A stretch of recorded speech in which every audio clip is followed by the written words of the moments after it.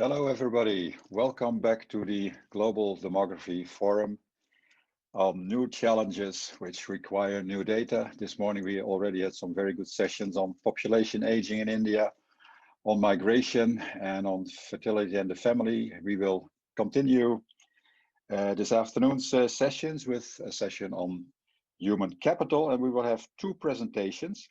The first presentation will be by Wolfgang Lutz on the power of multidimensional demography, changing education distributions and sustainable development, followed by a presentation on Africa, how likely is Africa to exceed its projected population size of 43 billion people by 2100 by Alex Ezeh. Before I give the floor to Wolfgang, please note that you can join the discussion by going to the Q&A button at the bottom of your screen and type in your questions there. If you do this during the presentation, we will be sure that we can speed up the discussion. So please do so during the presentations. So the floor is now to Wolfgang. Wolfgang Lutz hardly needs to be introduced. He is with the International Institute for Applied Systems Analysis in Vienna, Austria. He is also the director of the Vienna Institute of Demography, and of course also professor of demography at the University of Vienna. Wolfgang, the floor is yours. Thank you very much, Nico. It's good to see you, and it's also nice to see Alex after quite some time. We haven't been in touch. So greetings from Vienna. I will now try to share my screen, and I hope it works. Okay. It does. Good. Can you see the screen? I guess you can, yes. All right, the topic that I will try to introduce to you in about 15 to 20 minutes maximum is to illustrate a multidimensional approach to demography with a specific application to the field of modeling human capital formation and its implication on sustainable development. But it would be broader about how a multidimensional approach to demography, which not only looks at the age composition, makes demography much richer and much more relevant for many of our questions today. I think we have to start with the definition of demography, which is the classic definition as the scientific study of changing population size and structures. And note it's structures in the plural. So we are not only talking about age structures, which these days, particularly in Europe, seems to be the primary focus of demography, and it's the concerns of changing age structure that create this new interest in demography. But as I will illustrate, there are other key demographic dimensions and other structures that matter greatly for society, the economy, and sustainable development. So what then are such demographic dimensions? Well, they are clearly defined individual characteristics as they are typically registered in a census or in the demographic section of a survey, like they can be age, sex, of course, it's always asked, place of residence, labor force participation, educational attainment, sometimes place of birth, sometimes language used, ethnicity in the US, race is very important. And this is really also what is broadly considered as demography.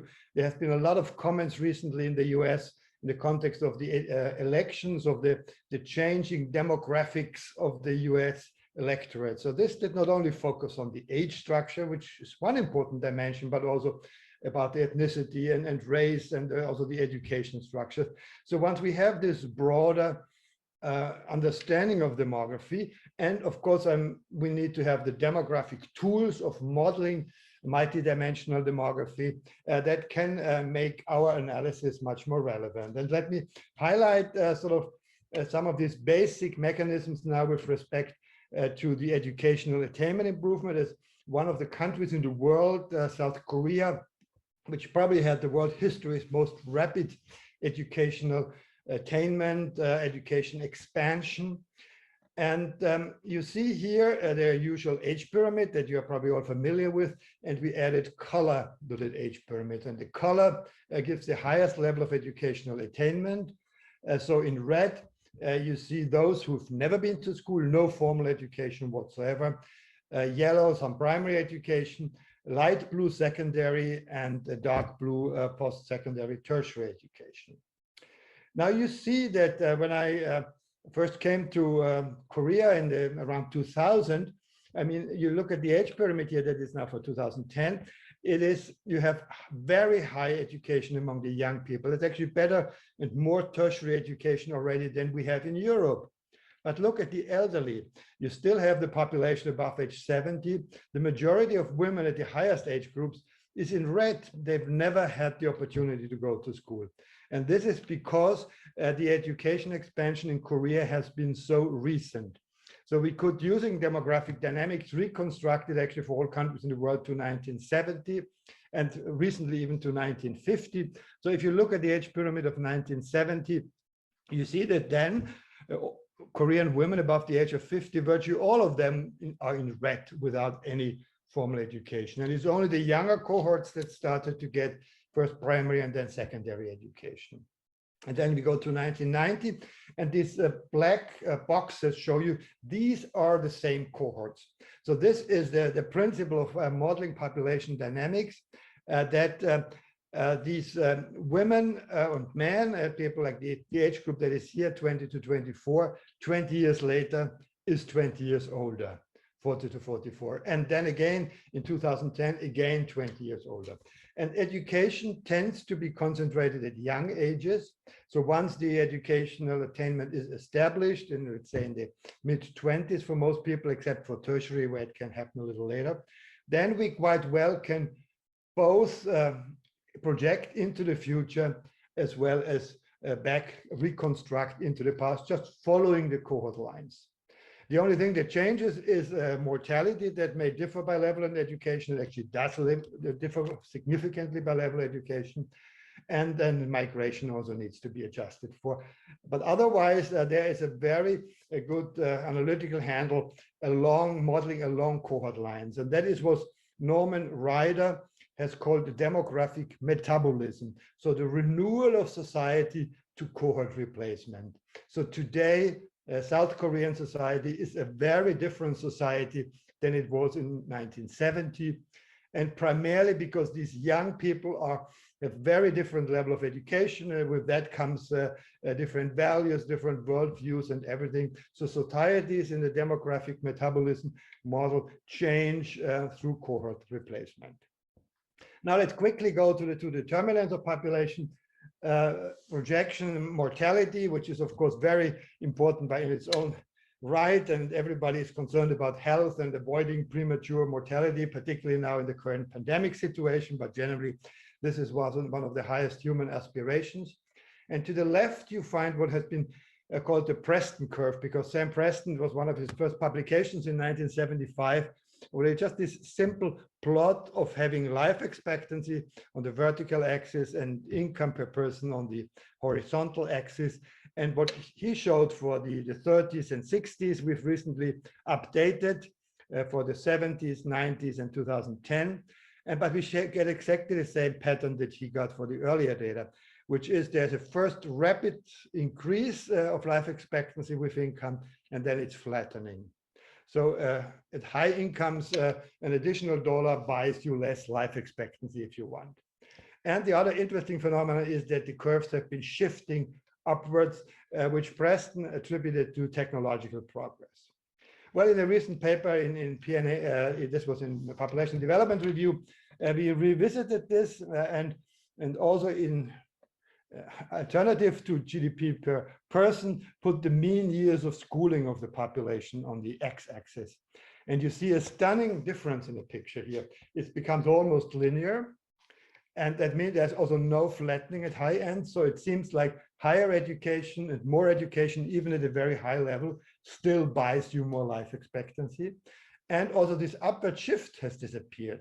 And we also did complex multivariate statistical analysis, and it really turns out that education is the much better explanatory factor of increases in life expectancy and health than just income. Well, we can talk about this later. The other major factor, of course, is fertility. And there has been so much written about education as a key driver of fertility decline. What I show you here is just a global pattern of all the DHS, the Demographic and Health Service, that exist for different countries in the world. They are sorted on the x-axis by the average level of fertility in the country. And then we even broke it down by 6 different educational attainment groups. And you always see the uneducated, the dark red, they are always in every country at the top. And the post-secondary, the highest education, is at the very bottom. And there are very big differences. You see ranging for the uneducated from 7 and 8 children per woman on average to below 2 for the highly educated. And the interesting thing is that the fitted curves, also there's of course some noise in the system, the curves are really very clearly ordered by these even 6 very detailed levels of education. So just let's get, what is the education effect then? And as I've pointed out in several publications, there is good reason to assume functional causality, which is I think they call the appropriate causality concept for the social sciences. We cannot aspire at sort of the natural science causality. And education is not just a proxy for socioeconomic status, as it's so often done in the social sciences. Because education sort of really changes also our brain structure. There has been interesting writing of Eric Kandel, who you may know got the Nobel Prize in medicine in 2000 for his work on memory and memory in the brains. And he makes it very clear in his writings and also in his lectures that every learning experience builds new synapses in our brains and makes us physiologically different. He sometimes in his lecture says, now let us repeat this point for a second and then for a third time. And now you have stable new synapses in your brains. And when you walk out through this door, you are physiologically a different person than when you entered the room. So there's something lasting, and every learning experience builds on this past experience. And of course, education also enhances the cognitive skills in many dimensions. We have less risky behavior. We have a longer personal planning horizon. We are faster in learning from past damages. And of course, it gives us better access to information and improves our health and physical well-being. So this is just a summary of the big body of literature that shows that education is not just assigning people to different social classes or the signaling effect, as economists sometimes say, but this is a real change in the brains and the mind of the people that has lasting effects for all our behavioral dimensions. How do we model this over time? Well, this is just the, again, the example cohort component model that we have, like if we project the population from the year 1000 to 2005. In a way, we just shift the age pyramid up by 1 5-year step and adjust for the fertility, mortality, and migration that happens in between. So essentially, people age along the cohort line. So this colored structure here moves up 1 step. And only in difference to the usual model of a population where we have 1 age-specific fertility pattern and 1 age-specific mortality pattern for men and women. Here we have different fertility schedules and levels for different education groups, the same with mortality and migration. So it's just a generalization of the conventional demographic cohort component model. Now, we've done these projections now for all countries in the world, and of course, we have to assume some future course of fertility. Here we start, like this is the example of Kenya. We started, this is in 2010, the data with the given empirical differentials of TFR by level of education. So women with no education there had more than 6 children on average, whereas the highest educated had just a little over 2. And then the green line that you see here is sort of the weighted average of these lines. Of course, we assume that all these curves are declining as the demographic transition goes on to a level and to a low range here. And of course, we can talk about the assumptions. But what I want to show here is that depending on what is going to be the education structure in the future, this green line is either going to be higher than it is here or lower. So if the population is more rapidly educated than in this baseline, then the green line will decline more rapidly because there will be more educated women with a lower fertility. Or if education is stalled, the green line will be higher because there will be more uneducated women. And we've summarized this already almost a decade ago in a prominent piece in Science, where we showed the model of integrating education and population. And there we also presented some alternative scenarios where the most pessimistic forecast, like constant enrollment numbers, essentially building no new schools, is the most pessimistic, and the most optimistic is that all countries as of the following year would follow essentially the Korean very rapid expansion of education. And so assuming exactly the same education specific fertility schedules that I showed you before, the same pattern, purely these different assumptions on education already cause a difference in world population by more than 1 billion by mid-century. And then, of course, you see there's in the fast track scenario, there's much more blue here, so there are many more highly educated people. We've recently revisited in 2018 together with the European Commission. We had our newest assessment of world population scenarios, and we had these so-called shared socio-economic pathways, which are now the scenarios that are used widely in the global climate change research community.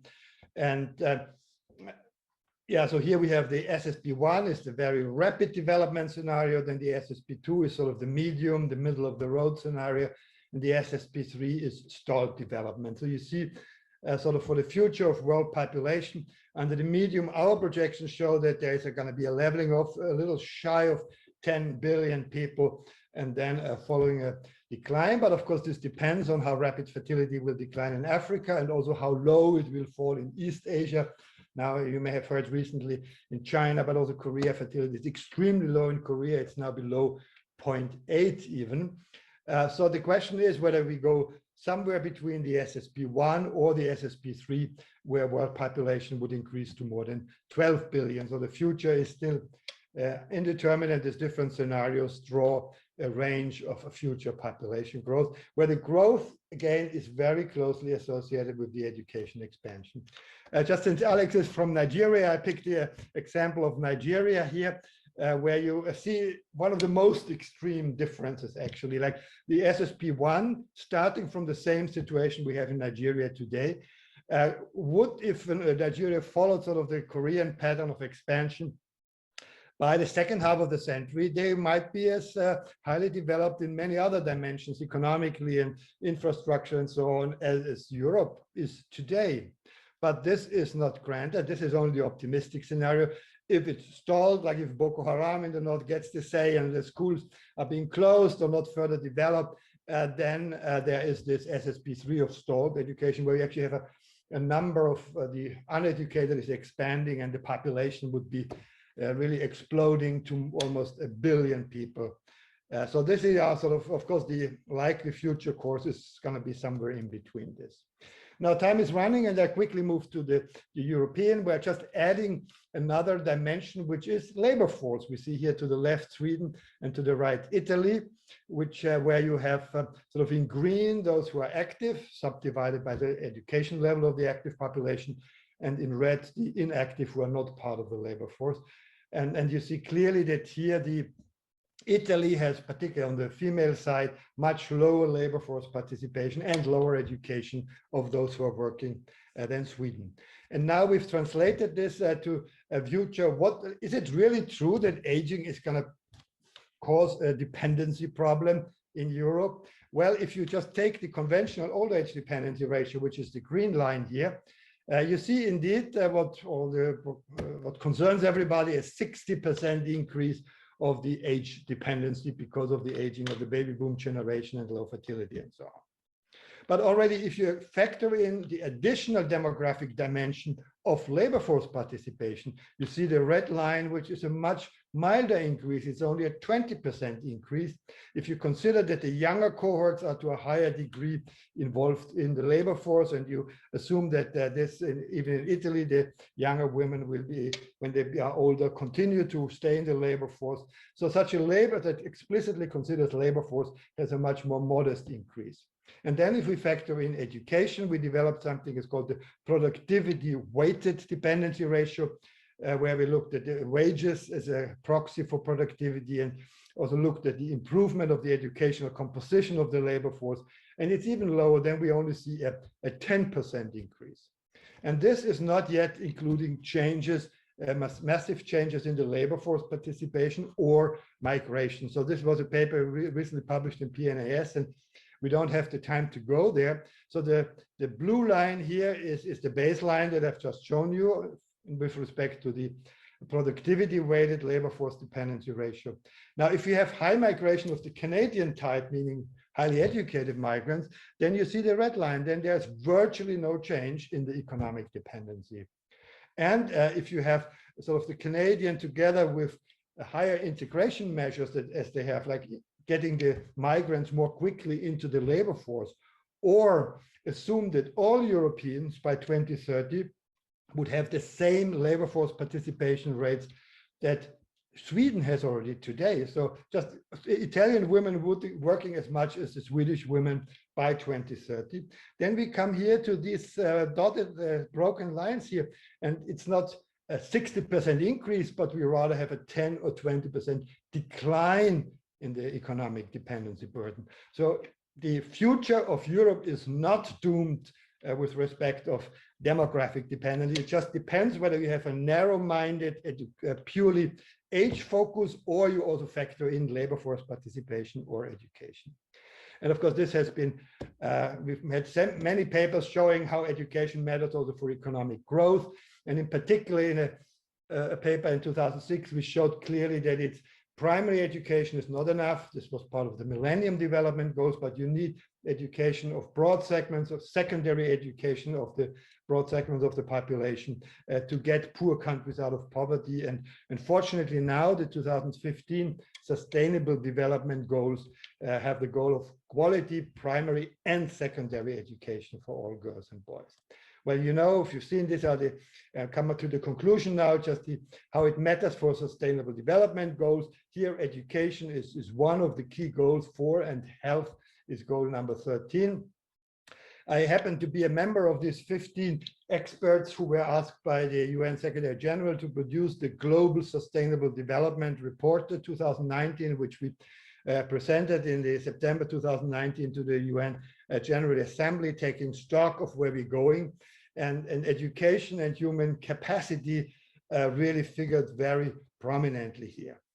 Now, with respect to climate change, which is another big topic, and we don't have time now, I just want to highlight there's an increasing body of literature, how the human population is not only causing climate change, this is widely discussed, it's partly through our consumption of energy and greenhouse gas emission productions, but also it's us who bring in the technological innovations to mitigate climate change. So it's behavior and technology that jointly influence climate change. But what has recently been a sort of a new area of study is on the right-hand side to see how climate change affects the human population. And here we clearly have what we call demographic differential vulnerability. Not everybody is equally vulnerable to climate change. And we had a series of studies, in particular look at the education combined with age differential vulnerability to natural disasters. And it shows that education makes a difference both with the development, the preparation for the disaster, during disaster, and the faster recovery after the disaster. And again, time is running out, but we had another paper in Science that showed really that these different SSPs that I just highlighted make a major difference to the effect of climate change on human well-being. Unfortunately, what most agencies, including the World Health Organization and many climate models do, they calculate what the climate of the future, let's say in 2080, would do to the societies in terms of additional death, as if the societies would be those of today. But we know for sure that societies are also changing. And if the education composition changes, likely the societies, let's say in Eastern Africa in 2080, are going to be very different and much more resilient than they are today. Then, of course, the effects will be different than if the climate of the future would meet the societies of today. And we see, like, if you, the blue area here goes to the additional fatalities for SSP3 and the red one for SSP1. So this really makes a lot of difference with respect to future vulnerability. I conclude also with a link to Germany. I happen to be on the Senate of the German National Academy Leopoldina, and in the context of this Global Sustainable Development Report, we arranged a series of studies on the topic. It was sort of a Leopoldina contribution to brain power for sustainable development. It looks at the cognitive preconditions for a successful sustainability transition, which shows it's both that more educated people are more likely to understand the challenges associated with climate change or general environmental change, because this requires some abstract thinking, some belief in scientific models, and also the resilience, as I had shown, to already unavoidable climate change is much enhanced through education. Okay, I stop here, and my main message really is that the multidimensional demographic approach has much more to offer than the conventional narrow focus on age alone. Thank you very much. Thank you very much, Wolfgang, for a very rich presentation and making a very strong plea for adding dimensions to traditional demography, making the science more relevant, having more impact. And I think that's a very challenging role that we have. And thank you for this presentation. We'll come back to the discussion later. So in the meantime, people, please add your questions to the Q&A. We already have one, but add more, and then we will come back to the discussion after the next presentation. Because now I would like to give a warm welcome to Alex Ezeh. Thank you for joining us, Alex, here today on our global forum with your presentation on how likely is Africa to exceed its projected size of 4.3 billion people by the year 2100. Okay, Alex, the floor is yours. Thank you, Nico, and it's a pleasure to be here. I will share my screen. I can say that Alex is a professor, Dornsife professor of global health at Drexel University in Philadelphia. And he was the founding director of the African Population and Health Research Center, APHRC, and the Consortium for Advanced Research Training in Africa in Nairobi. And I think we have the right PowerPoint here. Alex, okay. The floor is yours. I'm sorry that it took me a bit to get through with the sharing. So I would be speaking about the topic up there. And basically, I think part of what Wolfgang has presented this morning shows you some of those projections, particularly with the example of Nigeria, which could range from anywhere from under 400 million to about 1 billion people, depending on what assumptions that you make. But the basic question really is, why are we interested in population projections? And my contention is that we are interested in this because we care about people, and it's generally about human well-being. Whether you look at Malthus, you look at Ehrlich, and all the concerns that we have with population growth generally is about how do we optimize human well-being, and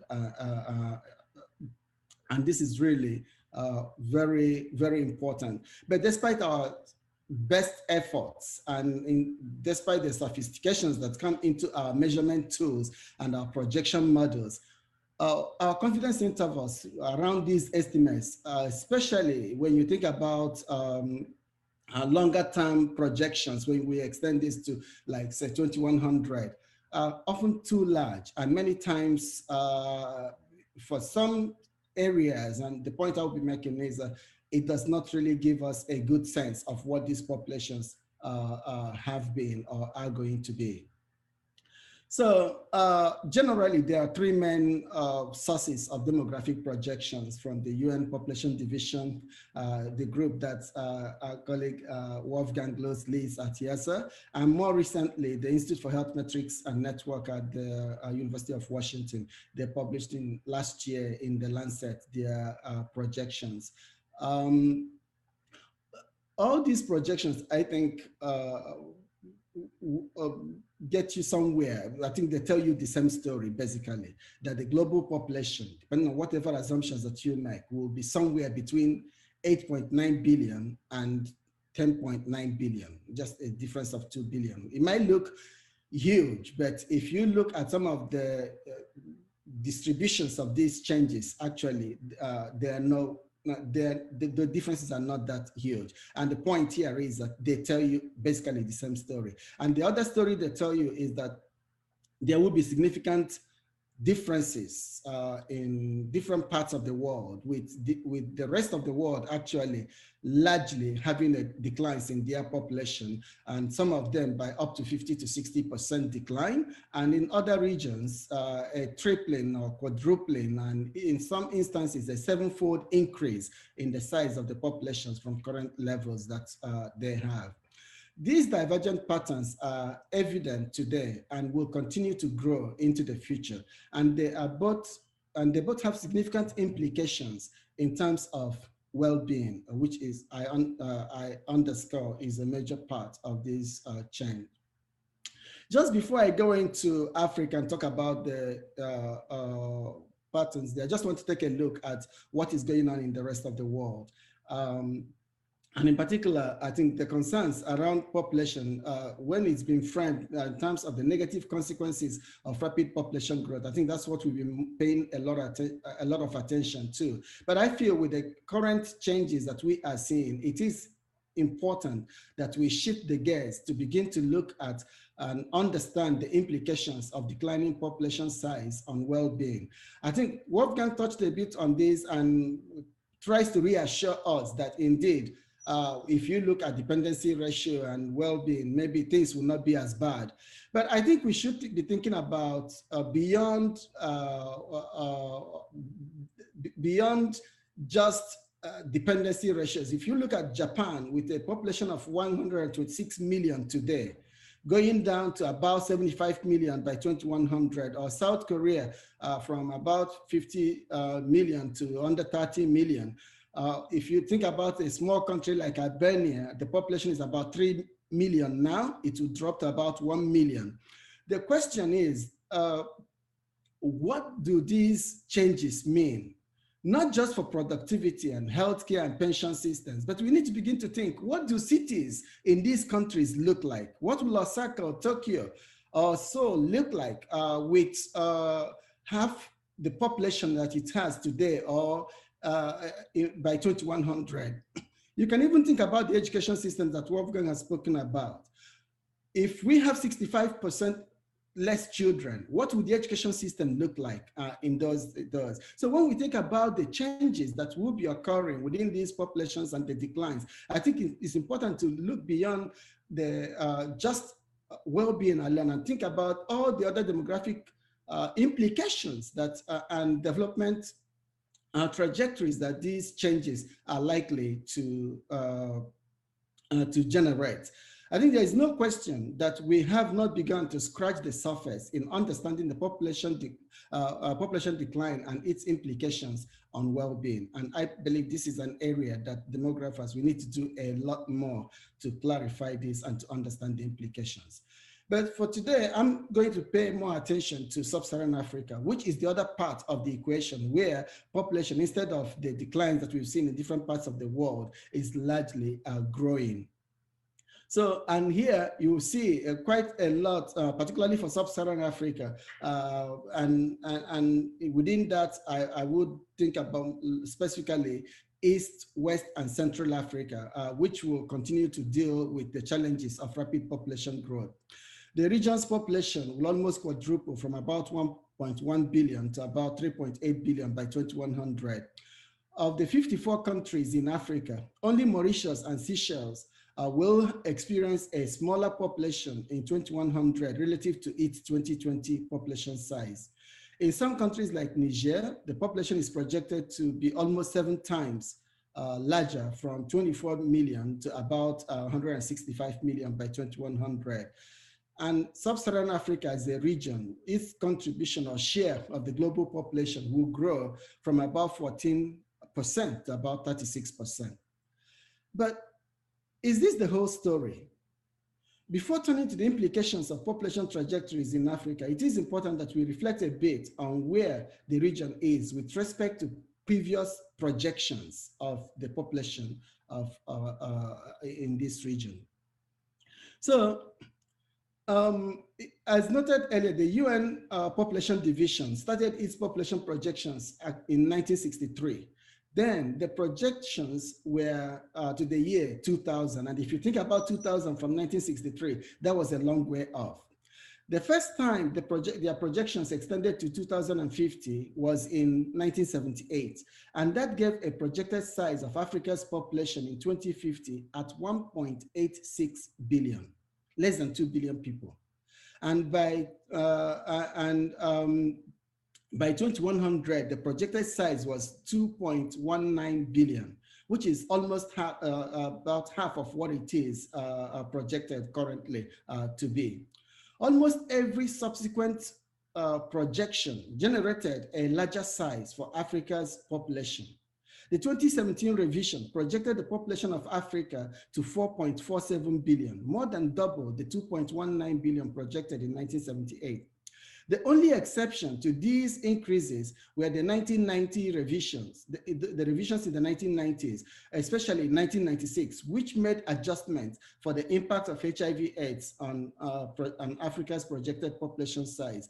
Even in the most recent period, that's between 2010 and 2017, the UN population projections of Africa's population by 2100 increased by almost 1 billion people. And that's looking at the blue line and the last two lines, the burgundy and the green. When you look at those, it's just a difference of about 1 billion people. And that's only in the last 10 years, changes in those projections. While changes in projection methods and assumptions may explain a small part of these changes, the most significant factor are the availability of new data from surveys and censuses that provide more current estimates of the populations of various countries in Africa. These new data sources tend to suggest that no matter how fast Africa's population was projected to increase, it has tended to grow faster than the projections assumed. It is important to note that these changes are particularly unique to Africa, as the projections for other regions of the world have tended to show much smaller population sizes than earlier projections suggested.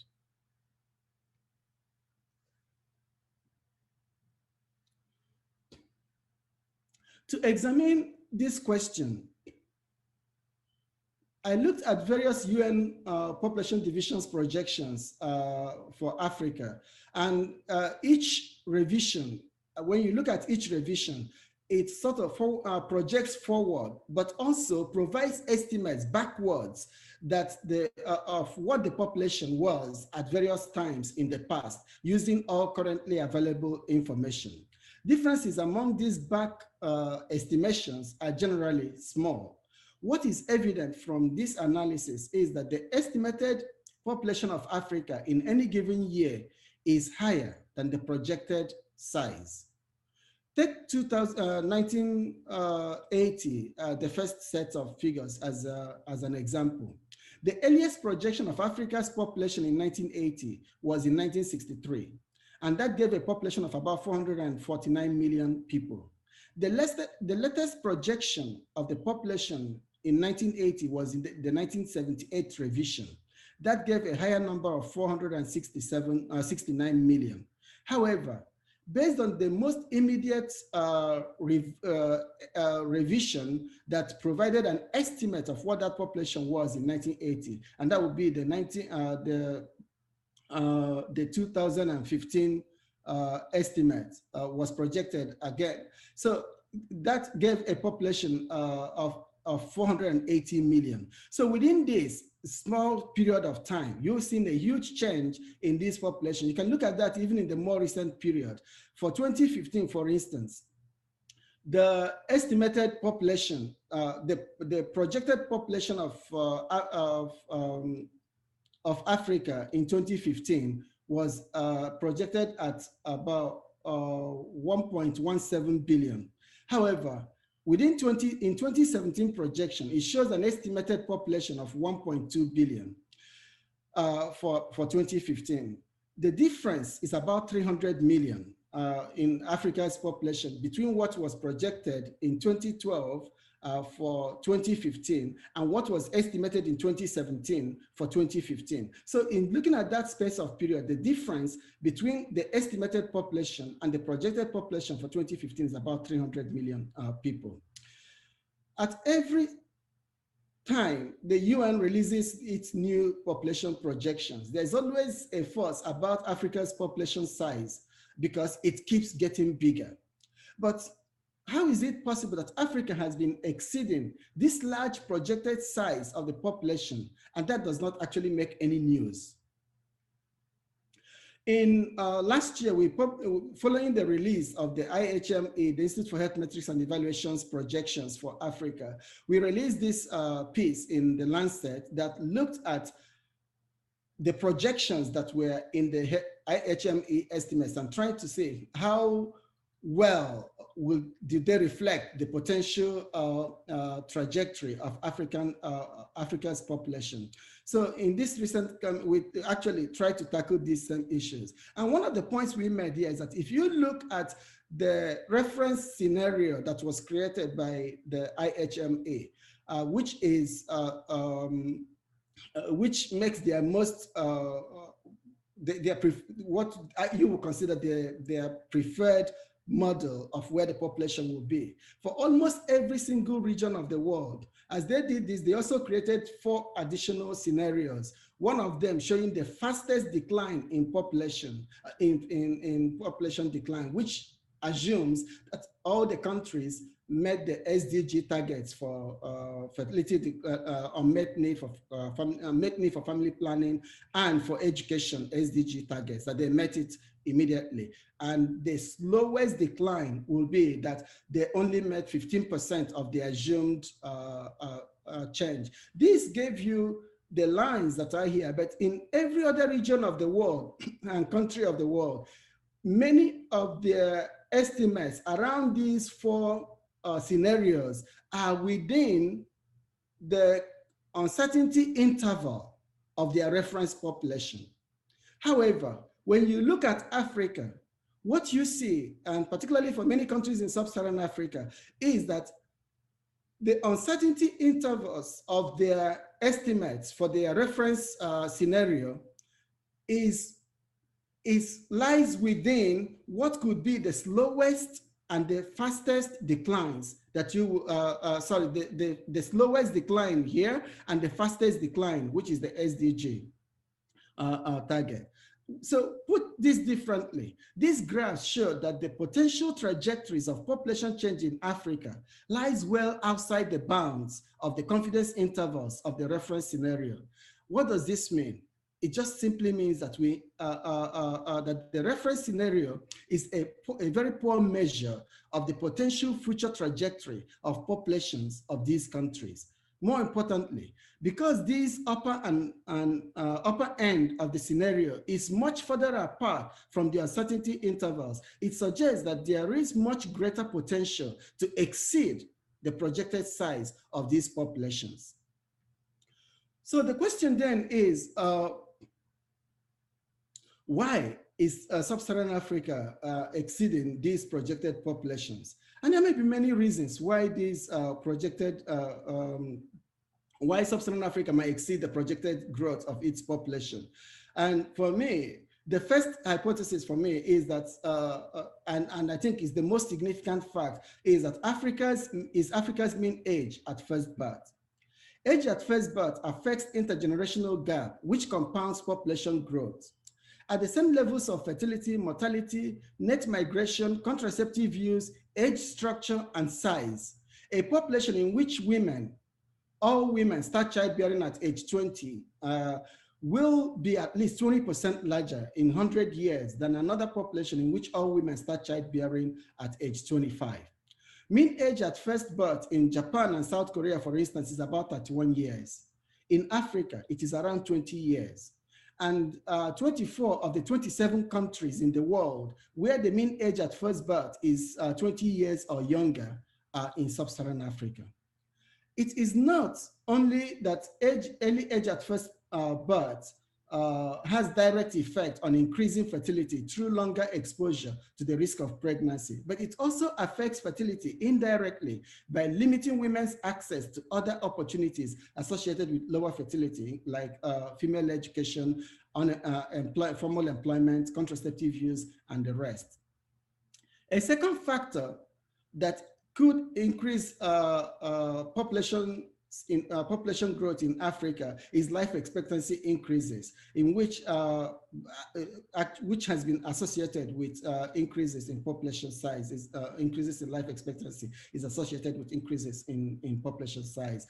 If you look between 2000 and 2020, at life expectancy at birth in Sub-Saharan Africa increased by more than 10 years.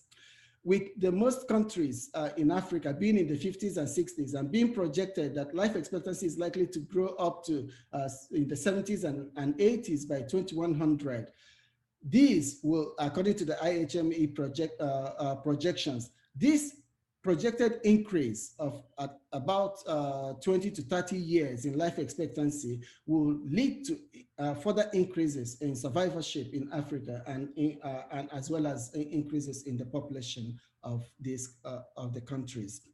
We've presented this model here to suggest that if you actually limit age at first birth, this blue line here is showing us the UN medium variant estimates of Sub-Saharan Africa's population. If you limit if you increase the age at first birth by just 2 years, that will lead to about a 10% decline in the projected population of Sub-Saharan Africa by 2100, and that's about 400 million decline. If you remove met need unintended fertility, that will actually reduce the population by about 25%, which is about 1.1 billion people, smaller population. And each of these have not taken into account the other added benefits that could come from reducing age at first birth or eliminating unmet need. I think one of the points here is that these projections, even though Africa has exceeded these projections over the years, they are not immutable. They are not things that could not change. There's been very strong policy tools that could affect the trajectory of this population growth for the region.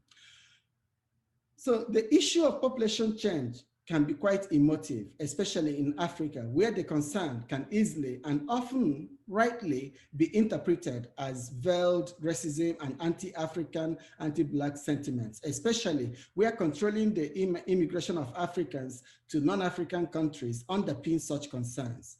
For me, the fundamental reason for Africa to address its population growth is to sustain investments in human capital development in Africa.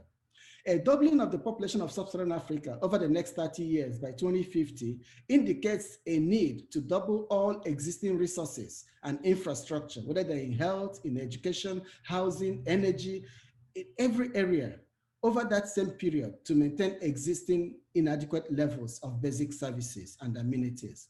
Combined with an annual shortfall of 52 to 64% according to the African Development Bank, which is estimated at about $130 to $170 billion, a shortfall in infrastructure needs in Africa. The challenge of this most optimistic demographic trajectory for Africa is daunting. It is not a question of whether there are 2 billion or 6 billion Africans by 2100.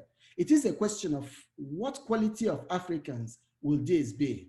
The ability to provide basic health, education, and nutritional services necessary for developing human capital, human resource capacity on the continent will be severely constrained by projected rates of growth of the population, which I believe Africa and the experience has shown generally underestimates the true rate of growth of the population in Africa. Thank you. Thank you very much, Alex, for making a very convincing case why African population growth may well exceed the current projections, and also for going into the reasons for that and the implications. Okay, we will now continue with the discussion, and we have some questions in the Q&A. Please do not hesitate to join the discussion and put your questions there. The first question is for Wolfgang. Wolfgang, it's from Diego Alburas from the postdoc at the Max Planck Institute for Demographic Research. And he says, thanks for the great work. Are there any plans to provide historical estimates, for instance, 1950 to 2020, of demographic rates by educational levels in addition to these projections? And then there is a reaction by Daniel Goodkind. He says he would like to add that the US Census Bureau has an online international database of world population projections since the mid-1990s, with a reference to a web link. So Wolfgang, can you react to Diego's question? Yes, it's of course a very plausible question that we ask ourselves all the time. Also, why it is relatively easy to back project the population stocks. Like if we know how many 60-year-old women today have at least high school graduation, we have a good handle to go 30 years back in time and assess how many 30-year-old women 30 years ago had high school graduation, because this happened. So the stocks, you can go along the cohort lines. The problem is if you have education-specific fertility and mortality rate, you nearly need to have empirical input, because there's so many different combinations of age-specific, let's say, fertility rates that result in the one observed total number of births. But we do have a project. We're collecting all the empirical information going back to the World Fertility Survey, where for the first time broad information was collected empirically on education differentials, and using some Bayesian models to really come up with some general patterns. But it's only for those countries where we do have some empirical input. Thank you, Wolfgang. There's a question also from Daniel Goodkind to Alex. Alex, you are arguing that it would be wise for producers of projections to expand the high-low confidence intervals with a question mark. What's your take on that? Thanks, Daniel. I think the point I'm making here is that when you do projections and you take into account fertility levels, and you've not paid attention to basic things like age at first birth, that is so different in different regions of the world, then those projections are likely not to reflect the future trajectories in some of these countries. And with the situation in Sub-Saharan Africa, what we have seen is that every new projection tends to increase the numbers, and we get surprised. And when we look backwards, we see actually we've been exceeding those numbers. So we need to accommodate some of these regional variations in the major drivers of population change in our projections. So even when we I know that we accommodate fertility changes and education and the work that Wolfgang does. But what are the assumptions we are making about age at first birth? Because that actually does affect intergenerational gaps and the stock of people that you have within the population. So it is for a much broader inclusion of some of the variables that we know are important in certain regions that will affect population growth. I see Wolfgang, I would like to react to I just wanted to add a word, because probabilistic population projections used to be very close to my heart, and some of you may know that we were really the first who did global level population projections in a probabilistic way, actually 3 different rounds, and they were all published in the pages of Nature. And also this notion of the end of world population growth and doubling of world population unlikely came from these papers. But I've increasingly become skeptical about it, and I prefer now, particularly in the context of working in interdisciplinary way with people in economic development or climate change, with scenarios, because there is a substantive reason that scenarios can show what alternative policies would result in. If you have a probabilistic range, it very much conveys the message that this is something you cannot influence. It's a given, a stochastic random process, and policies can make no difference. So this is the messaging. And also technically, it turns out that with probabilistic projections, the all decisive point is what you assume about correlations within countries. Like for the UN, the probabilistic ranges for individual countries make a lot of sense, and they quite closely also go with our high and low scenarios. But once for the world, I think they assume that trends can cancel out in different countries. They are very weakly correlated only. And that means that the confidence interval for the world is much too narrow. And actually the own UN high and low is far outside the upper and lower bound of the confidence intervals. So this is a problem that is very hard to overcome. And that's how sensitive probabilistic population projections are to this specific, rather technical assumptions you make. Okay, there are no more questions in the Q&A, so I take the advantage to pose my own question. Adding dimensions to the traditional demographic ones, Wolfgang, in the projections also adds assumptions, because both for education and for labor force, you need to make assumptions. And so does this add up to more uncertainty? How would you address that? That's one minor question. The other thing is, and also for Alex, this morning we heard a very nice presentation by Elia Zulu about the demographic dividend in Africa, and how this is like the major policy tool or very important policy tool for African countries. And he spoke about the demographic momentum. How do your projections, your approaches speak to that discussion on how to harvest the demographic dividend? Does it give governments extra reasons to address population growth and its impact? Or so what would be your views on that? Wolfgang, maybe first, and then Alex. Yeah. Well, it's a good point of the assumption. Of course, it's more demanding than the conventional approach in terms of data collection, and you also need to sort of bend yourself out of the window with making more specific numerical assumptions.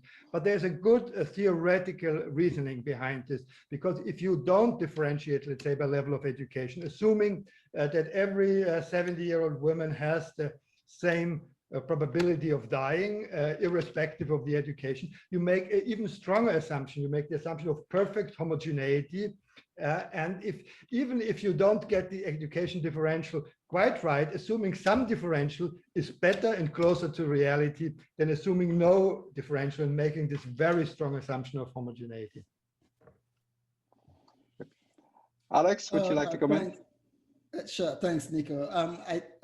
Luckily, I listened to Elias' presentation this morning, which was at 6 a.m. my time. And I think the point I'm making here underscores the points that he made in his presentation, which is the fact that, yeah, despite the heads of states in Africa accepting demographic dividend in 2017 as a major thrust for development on the continent, not a lot has happened. And the point here is that when we actually recognize that this projected size and growth that we are seeing that looks very troubling, actually we have been exceeding it in the past if we go by the past experiences. So it sort of raises the urgency for action now across many African countries if we are really able to get hand at driving, achieving better development outcomes on the continent.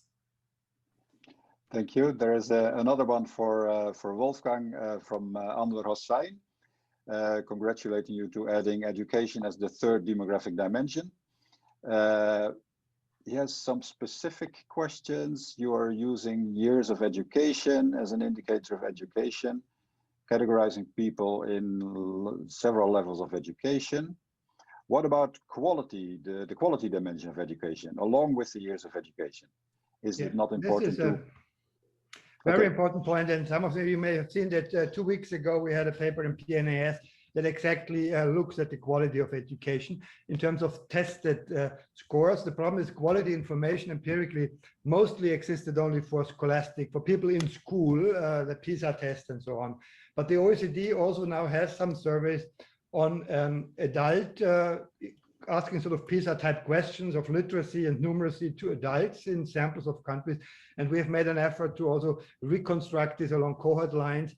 And it shows that the main result really is that while some, mostly the richer Western countries, OECD member countries, have largely improved on the quality of education on top of increasing the educational attainment levels.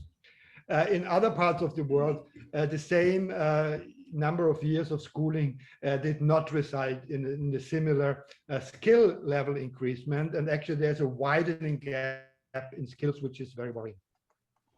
Thank you. And then there's a final comment, but it's just to say that there is this new, well, it's not that new actually, the multidimensional approach to demography. And that's very important to transfer that to new generations of demographers. And of course, we would all agree that this has a part already in demographic training and should be integrated in demographic training, this multidimensional demography that fortunately has been with us for a while. You're taking it to a global level very well. Very good. Okay, both Wolfgang and Alex, thank you very much for your contributions. They're great. There's, sorry, one more question. Just one more minute. From Jan Timius to Alex. Past projections in Africa have underestimated population because of success at reducing infant and child mortality. Would you like to, maybe it's better, Alex, if you pick that up in the chat while we are listening to the next session, because otherwise we'll eat up too much time from the next session. Okay, I was just going to thank you again, both of you, for your presentations and for the discussion, and thank you. The session is closed, and we're handing the floor back to the Population Europe guys. Thank you. Thank you, Wolfgang. Thank you, Alex. Yeah. Bye-bye. Thank you.